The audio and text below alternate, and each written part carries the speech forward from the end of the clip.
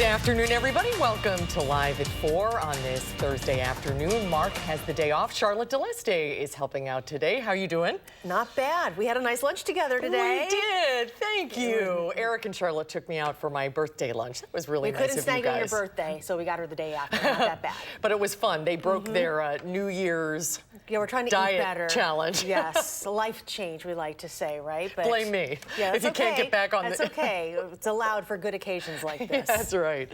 We have a busy show today, so let's get right to it. Here's what's making news on this Thursday. CBS News confirms U.S. officials believe a Ukrainian airplane was shot down by Iran by mistake. And a new bill at the state capitol could help law enforcement deal with mental health issues. Plus, a man is arrested after a high-speed chase early this morning. Let's take a look outside today.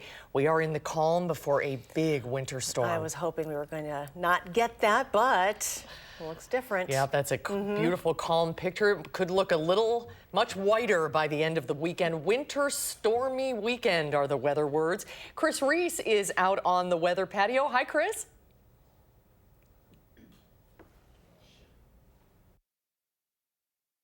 Snow as we go through the weekend. Any showers that were out there earlier today, those are going to be coming to an end. But then after the snow, folks, it is a big push of cold that we're going to be looking at. Here's a live look outside right now. This is the station camera. Things are certainly quiet in the meantime. That freezing rain that we had earlier now moves off towards the north and east. We're watching the pattern, though, as we go through time. Everything that you see shaded in the blue, that does include all of southern Wisconsin, is under a winter storm watch. That winter storm watch is going to go from noon Saturday through 6 a.m. Sunday morning. And that storm, folks, could be the real deal. So as we go towards the main weather segment here in about half an hour, you will want to make sure that you are tuned in for all of those details that I have to offer. In the meantime, this is the traffic that you're seeing outside right now. No major issues showing up. You've got a couple of normal slowdowns, but for the most part, traffic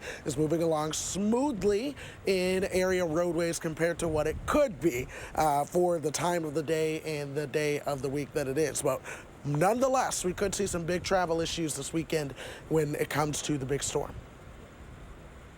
All right, Chris, thank you so much. Are you feeling a little under the weather? I feel great. I just cannot talk. Oh, I have no voice. But yes. Never fails. Biggest storm of the season.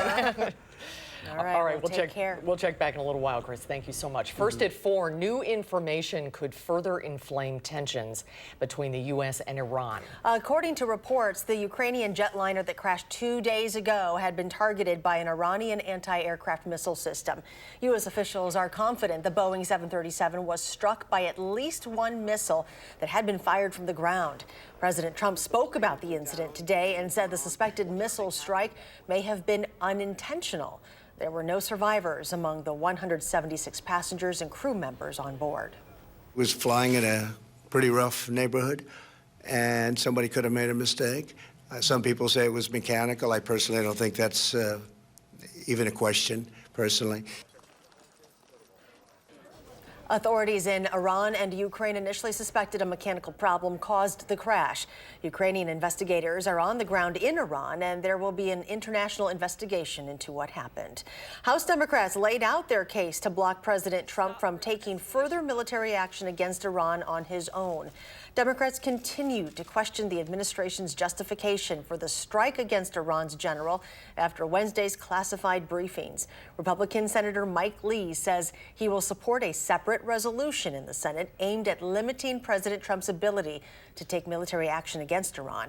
For now, President Trump only plans to hit Iran with additional sanctions, not strikes. In Madison, activists are gathering near James Madison Park to voice their opinion on how the Trump administration is handling the situation with Iran. Gabriella Becerra is live with what people are saying. Gabby? Well, protesters are just beginning to arrive here at James Madison Park, and they're expecting about close to 50 people.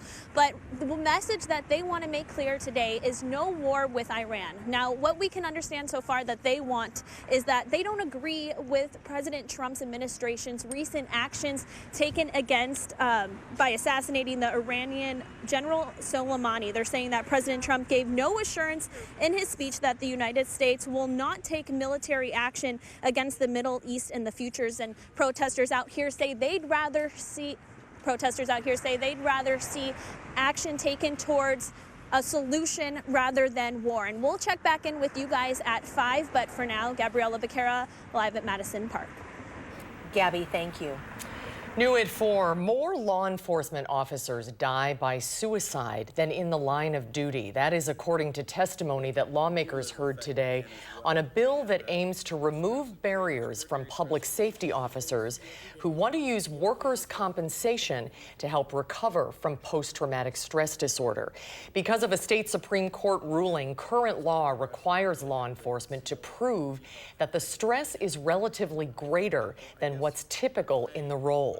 And that leads many officers saying their claims to get mental health treatment have been denied. We've come a long way as a country in recognizing PTSD and the signs and how to treat it.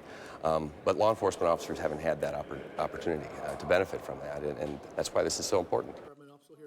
We heard powerful testimony today from chiefs of police who spoke openly about their struggles with mental health, and we'll share that part of the story tonight at 6.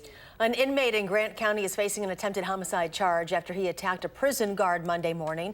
According to the Grant County Sheriff's Office, 47-year-old Dexter Ewing attacked a 42-year-old correctional officer with a homemade edged weapon. Ewing tried to stab him in the neck in an attempt to kill him. The victim was taken to the hospital and is expected to be okay.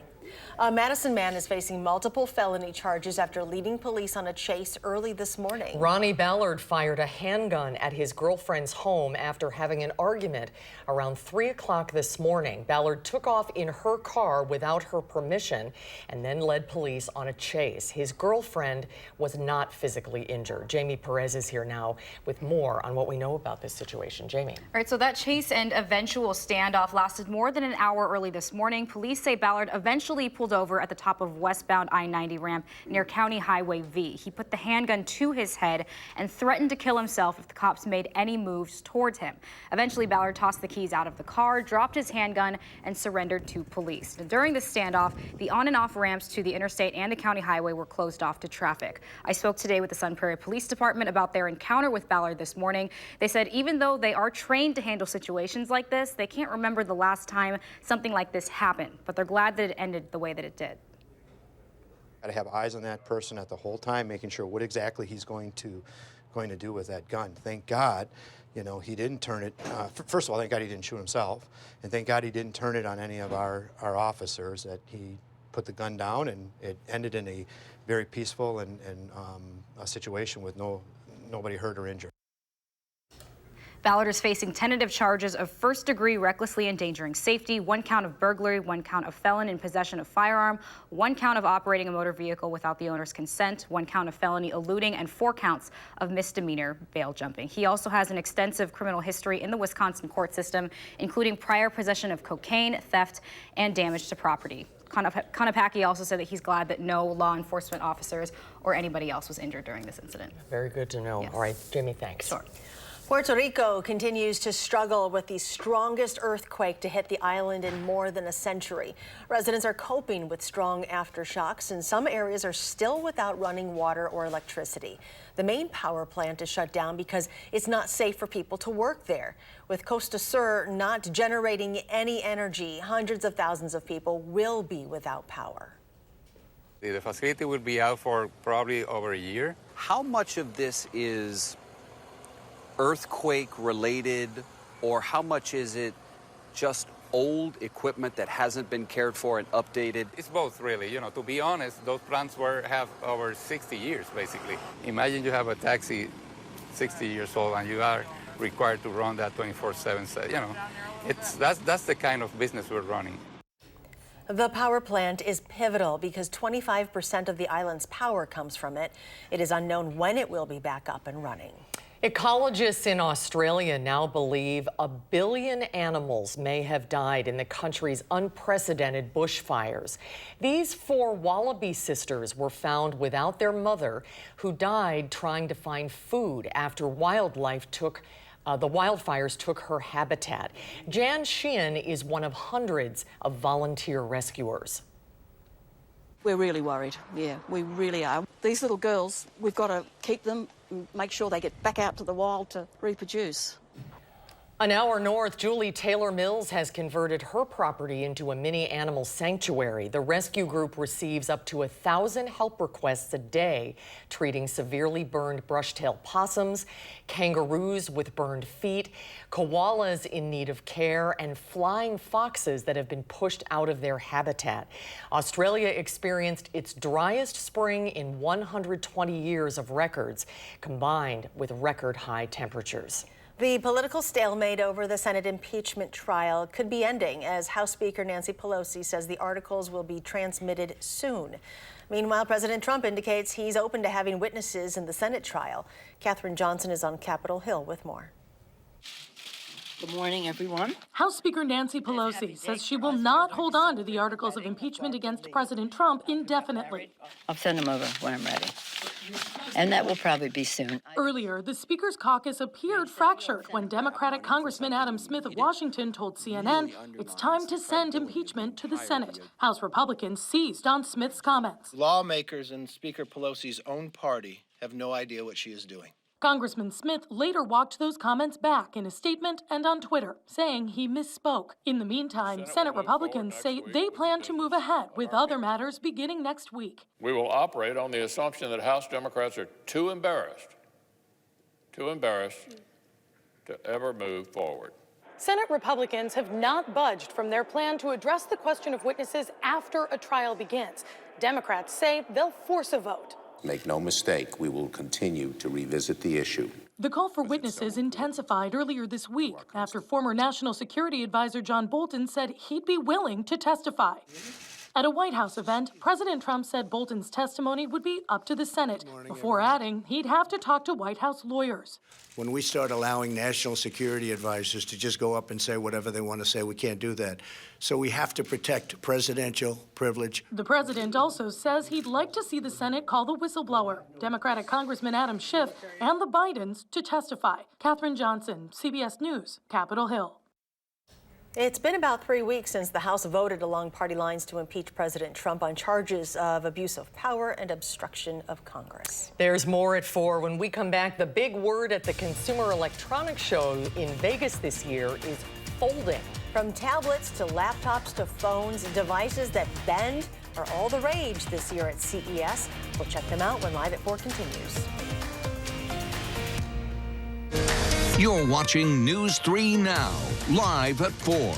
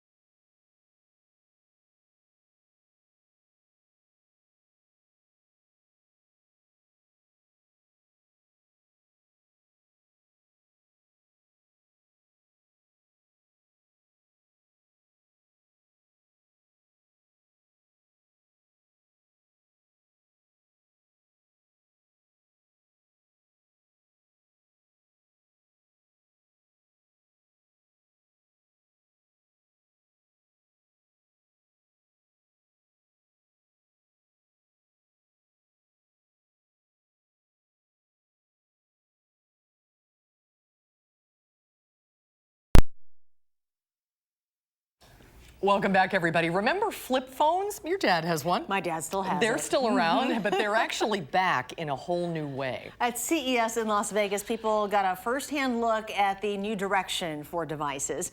Computers and phones could be opening a new era. When it comes to electronics, the hot new trend is things that can bend.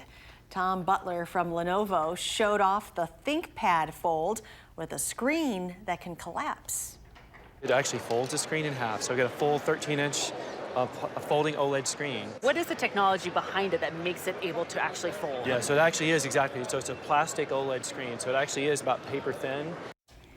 Intel has the horseshoe bend that can go from tablet to laptop. These computers join the growing folding phone market. The Galaxy Fold made a splash last year. At CES, Motorola showed off a new Razr flip phone that opens to one big screen. And TCL has a flashy new device that's still in the development stages. That's pretty cool. Very cool. Investors were a little more relaxed on Wall Street, and that led to record closes across the board. The Dow Industrials added 211 points, closing at 28,956. The Nasdaq gained 74, and the S&P 500 was up 21.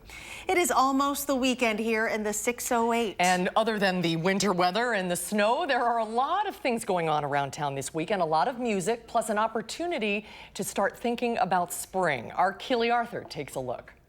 Mark and Susan, a winter series of genre-specific local live music shows continues this weekend at the Majestic Theater. Starting Friday night, the Wisconsin Bluegrass Fest brings together Chicken Wire Empire, Fireside Collective, Barbaro, and Dig Deep, with hosting duties handled by Adam Gruhl of Horseshoes and Hand Grenades. Then Saturday night is the Wisconsin Blues Fest, featuring Kelsey Miles, Xavier Lynn, and Stackhouse, The Family Business, Madtown Manish Boys, and Boo Malarkey of Boo Bradley. Perfect date night entertainment can be found Friday and Saturday night at Overture Center for the Arts. Comedic performances of the one-man show Men Are From Mars, Women Are From Venus will not shy away from the highs and lows of dating and marriage. The show is based on the best-selling 1992 book by relationship counselor John Gray. And get a head start on spring by donating those bicycles in the garage that don't fit family members and get ones that do. 2 events on Saturday will help make this happen. First, if you have bikes your children have grown too big to ride, consider donating them on Saturday at one of several drop-off sites around Madison and Dane County set up by Free Bikes for Kids. The organization aims to refurbish thousands of bikes and redistribute them to young people in need of bikes. But they need to collect them first. Check out the Free Bikes for Kids website for where to drop them off between 9 a.m. and 1 p.m. in Madison, Fitchburg, Middleton, Monona, Stoughton, and DeForest. Now, to replace the bikes you've given away, head Saturday to the Brazen Drop-Off Bike Swap at the Alliant Energy Center. More than 100 vendors will be selling new and used bikes, bike parts, and clothing. If you still have a bike you wish to sell, you can enter it in the bike corral for a small fee. The event organizers do not take a commission if your bike sells, though. Entry comes with a raffle ticket, and drawings will be held hourly between 9 a.m. and 2 p.m. And for the best in the area, check out the latest in Madison Magazine. We'll keep you updated this weekend on News 3 Now this morning, Saturday, and Sunday. Plenty to do. Yes. Including shoveling snow. Yeah, that'll be the main chore. Thank you, Keely. Still to come at 4, I'll look at what could be an interesting weekend weather-wise. And we'll go behind the wheel with Harvey Briggs tonight in the all-new 2020 Hyundai Sonata. That's when Live at 4 continues.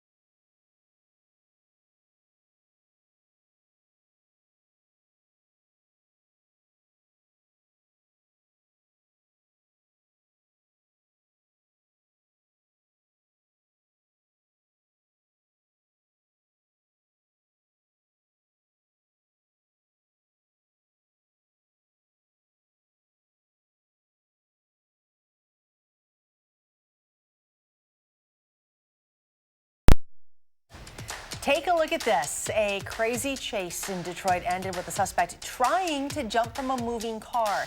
It happened after police began pursuing the man wanted on several warrants.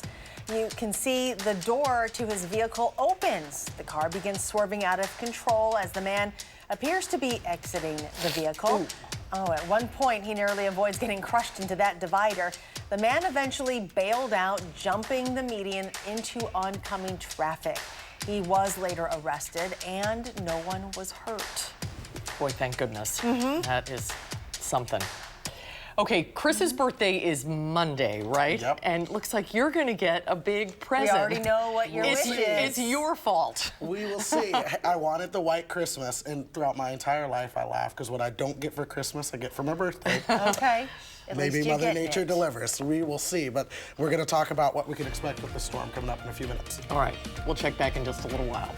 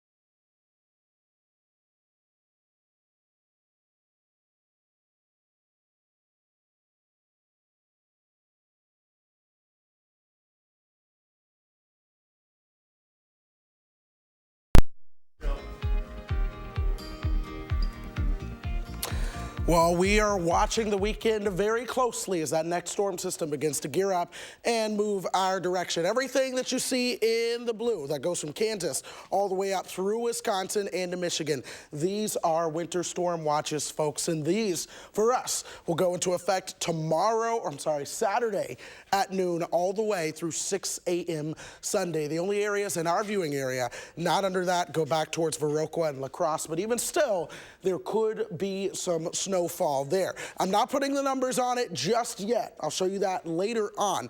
But nonetheless, everywhere in this dark blue and purple shading, that's where I do believe we will see some of the heaviest impacts from this system. This is where we're likely to see the most snow emergencies, low visibility, along with some closed roads as well. Now, as you work your way back towards the north and west, I still think you'll see snow. It's just going to be less.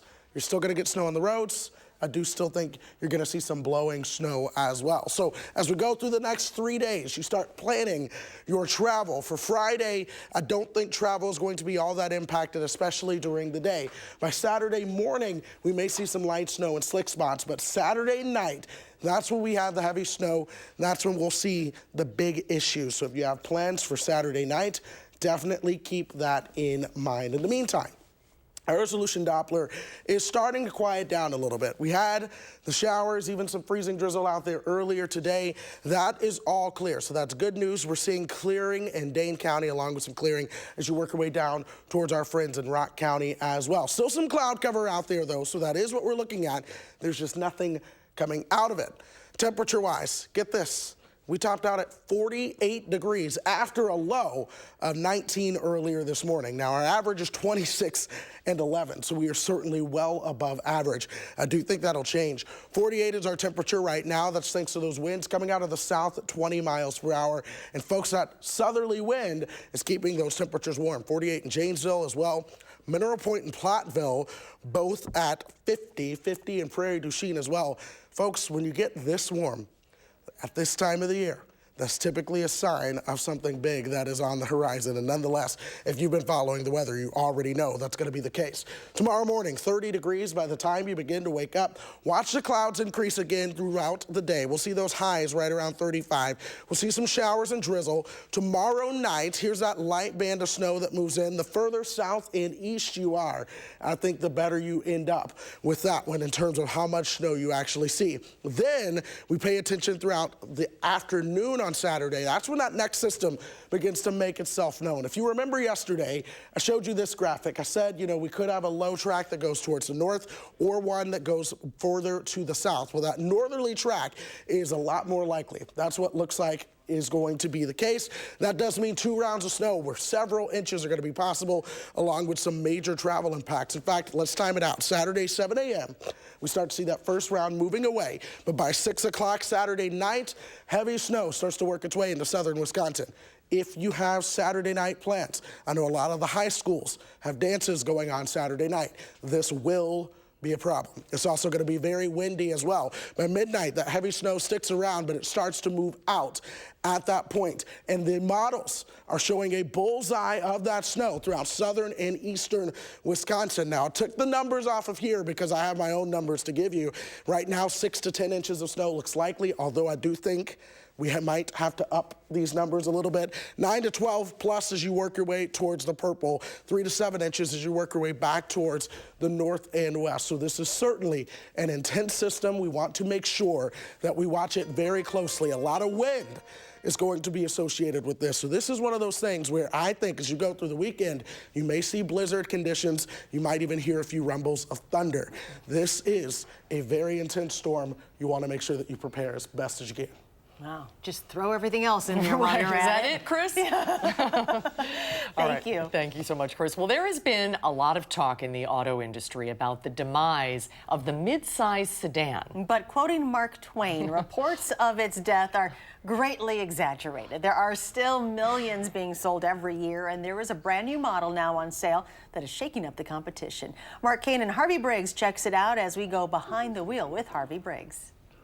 So what are we driving today? Well, we have the 2020 Hyundai Sonata. It's brand new. It's a nice looking car. Yeah, it is, but, Hey. Uh-oh. Got parked in here. How are we gonna get in this thing? You can crawl in. We don't have to, because I can do this. What's that? Check this out. What? It backs out by itself. How far will it go? It'll go about 30 feet. And here's the other thing. It won't hit you. Well, that's nice. Yeah. It'll also go forward. If there's a puddle there that you don't want to step in, you can pull the car, you can get out and then pull the car in. Or, you know, just if it happens to be a tight spot. Let's go for a ride. Sounds good.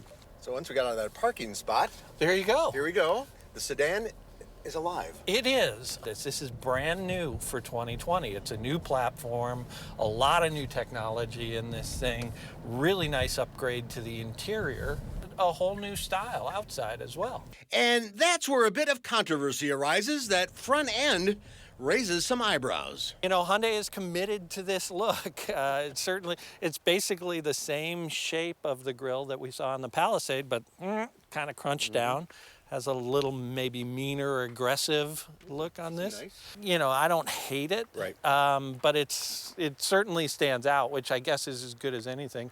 But if you can get beyond that huge maw, maybe squint, you have a good-looking car in shimmering silver pearl. You've got this nice coupe-like look to this sedan. So you've got the long lines, the sloping back that comes into the trunk, helps the aero on the car, so it does help the efficiency, as well as gives it a really nice, elegant look. Elegant outside and in with all of the bells and whistles. You got this really nice wide navigation and entertainment screen here. You've got digital instrument panel that's fully configurable. You've got Bose audio. We've got leather seats. They're heated, cooled, heated steering wheel, panoramic sunroof.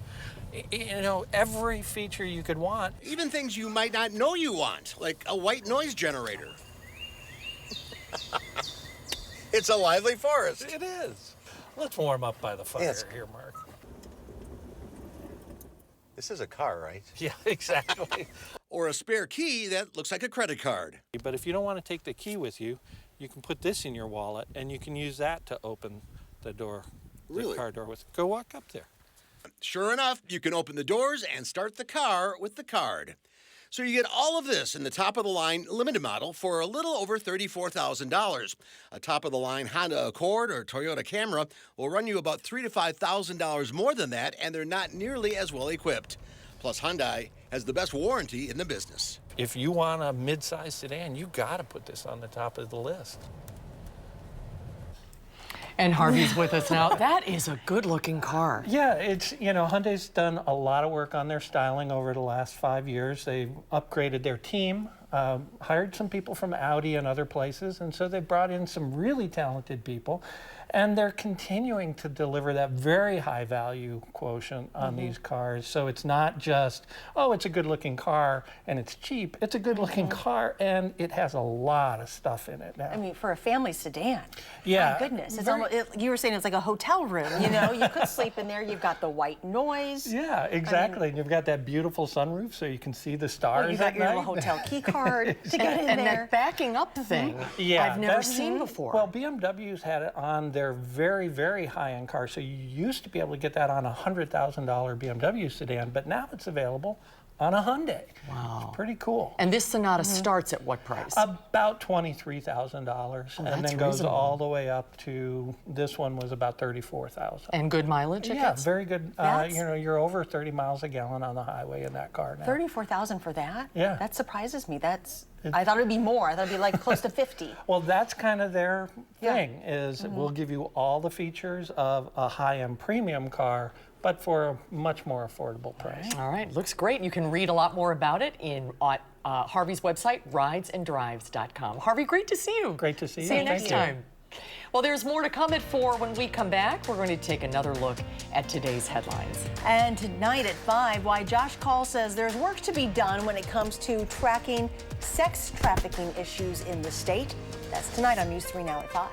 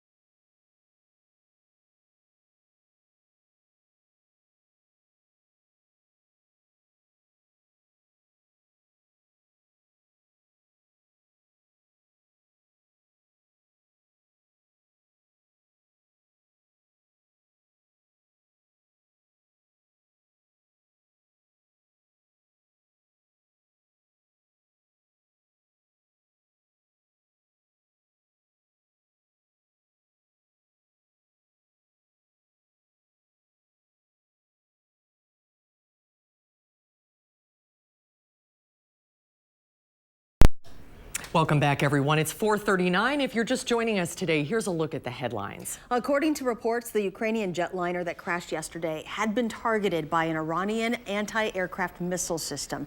U.S. officials are confident the Boeing 737 was struck by at least one missile that had been fired from the ground.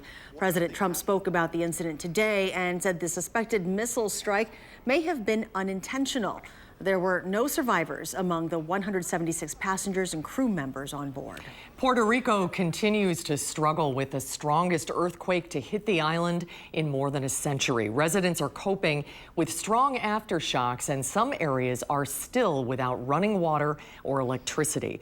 The main power plant is shut down because it's not safe for people to work there, and it's unknown when it will be back up and running. An inmate in Grant County is facing an attempted homicide charge after he attacked a prison guard Monday morning. According to the Grant County Sheriff's Office, 47-year-old Dexter Ewing attacked a 42-year-old correctional officer with a homemade edged weapon. The victim was taken to the hospital and is expected to be okay. And those are the headlines on this Thursday. When we come back, we're taking your pet questions today. If you have a question, call now. The number is 270-9933. Dr. Carrie Donahue is in the green room ready to take your calls, and we'll get to your calls when Live at 4 continues.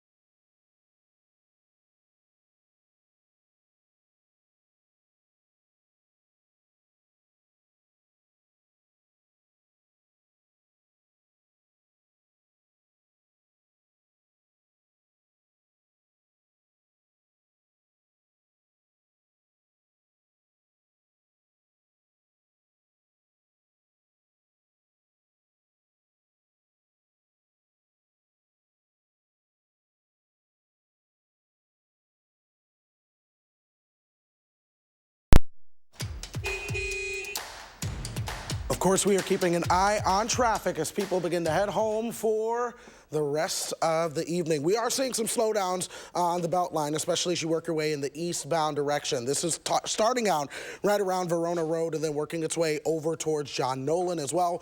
The slower speeds are coming in at about 20 to 25 miles per hour. Other slowdowns showing up right around Capitol Square. You're seeing some slowdowns on Regent Street along with University. Folks, take it very easy as you begin to head out. Right now, that slowest route is the Beltline eastbound from Verona Road to John Nolan. That'll take you just over 10 minutes. All right, Chris, thank you. We are taking your pet questions today, and that number to call is 270-9933. Dr. Carrie Donahue from Full Circle Holistic Veterinary Care on Monroe Street is here to take your calls. Hi, Carrie, how you doing? I'm great, thank you. The phones are jammed, but you wanted to quickly mention we've got a big winter storm coming, and you've got some advice about winterizing your pets, especially dogs. Winterizing your pets, especially dogs who are going out into the cold weather. And as these temperatures are kind of staying cold, I think probably the best advice that I have for pet owners at this point going out in the cold, it's the ice, it's the snow, it's the sand, and it's the salt that's out there that dogs are walking on. So anything that you can do to kind of protect your pet's feet is a good idea. So either like booties, there's a thing called paw wax, which you can apply to the pads of the feet, and that kind of protects the feet from everything that's out there. But also when you come in from being outside, just taking a wet washcloth and wiping in between the toes to get anything out that might be in there, because that can be really irritating. And dogs can start licking, and then it can, turn into an actual problem. One thing leads to the other. Right. All right, that's great advice. Let's go ahead and get to the phones. All right, we've got Jeannie in Barneveld. Hi, Jeannie. Hi, how are you? We're well. What's your question? I'm bringing a barn kitty home, and he's going to be an indoor kitty, so I just need some advice. Well, good for you. That's wonderful. So bringing a new cat into the house, I would say the first thing to do would be a visit to your veterinarian, where you could get updated on vaccines just to make sure that your cat is protected from anything that they might be exposed to. I would have a fecal sample checked, so in case you need to deworm your cat, you can have that done. So that would be the big thing I would say, is just a visit to the vet, have a health check done, and some of those diagnostics and vaccines. All right, good luck to you. Thank you for calling today. Let's go to Joan in New Glarus. Hi, Joan, what's your question? Hi. My cat rolls in his litter. It's clean litter, but he rolls in the litter. Why does he do that, and how do I get him to stop? Oh, boy, that's a tough one. What you might think about doing is just switching out the litter box and trying a different kind of litter box. You can get some that are covered. There are some where the cats go in on the top, so maybe he wouldn't be likely to roll in the cat litter. And it's hard to say why exactly he's doing it. It might just be a behavioral thing where he's, smells the things in the litter box and kind of wants to do that for some reason. But that's what I would say, is maybe try a different litter box. Okay. Okay. All right, we have Pat from Sauk City. Hi, Pat. What's your question? I have a 15-year-old cat. And, well, actually, I have 6 cats. Wow. None are in my home. They're outside and in a heated place. So... Go ahead. And anyway, she has a thyroid problem. I've gone through one batch of medicine for her, and she will not let me get near her to give her any medicine now. Oh, shoot, that makes it tough. However, the good thing is with the thyroid medicine for cats, you can actually find it in a transdermal form, which I find is a whole lot easier for most cats. And the transdermal is just a cream that you put on the inside of the ears, on the skin, and then it gets absorbed into the body that way.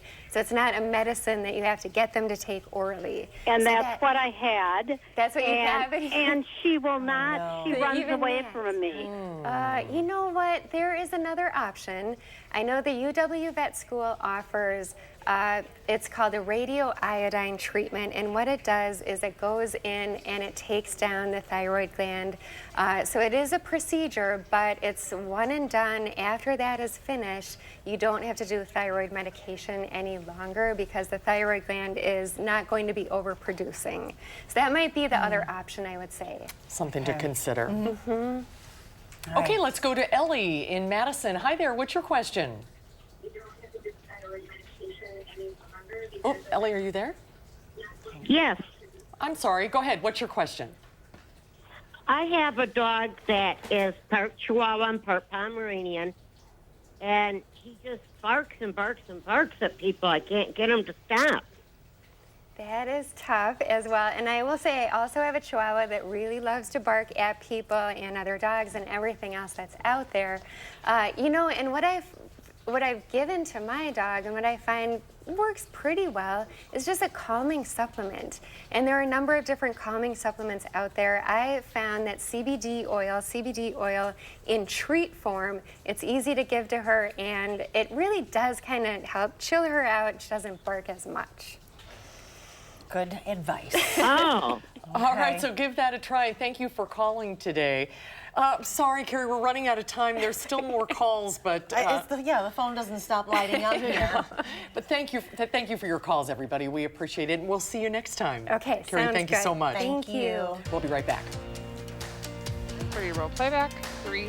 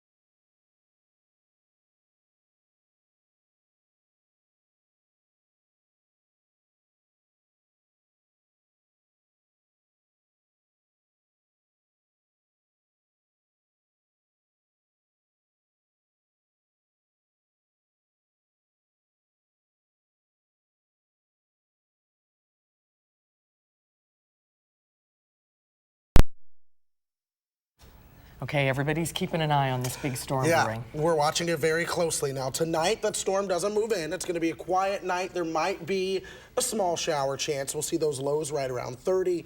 Then into tomorrow will be cloudy. Temperatures top out around 36. We'll see some chances for some rain and some snow tomorrow night. Folks, those winter storm watches are certainly in effect as we head towards the weekend.